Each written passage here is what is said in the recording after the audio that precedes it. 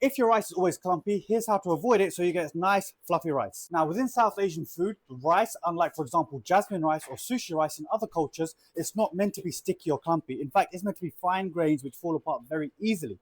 Now I know, for example, when I was a uni student, many of my friends, whenever they cook rice, often it would end up very clumpy or gelatinous. So how do you avoid that? There are 3 or 4 ways. The first one is, of course, washing your rice.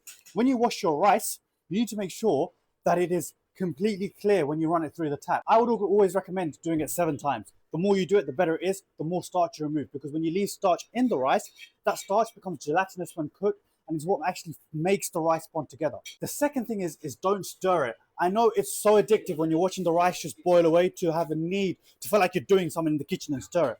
But the truth is, when you do that, that starchiness, it basically moves between the rice particles, so you end up with even more of a clumpy rice overall.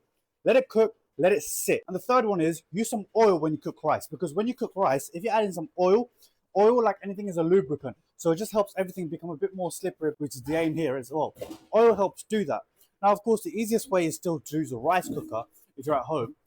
But again, the same thing. If you don't wash your rice, if you keep stirring it while it's cooking, you're still going to end up with starchy rice. The best way is to follow these 3 tips, and I promise you, at home with basmati rice, you'll have nice fluffy rice just like this. And one other thing, when you're cooking rice, try and find the heaviest pot you have. Sometimes they're very thin ceramic pots. What they will do is they will cook too quickly and it will create burn spots within the pot itself, so the rice will try and draw itself to that, and that's why you end up getting like a lot of brown rice at the bottom. What you want to do is find the heaviest pot you have, even ones that are very bottom heavy, like we use at Paro, so that makes sure it cooks evenly. So that helps to, again, stopping the rice clump together.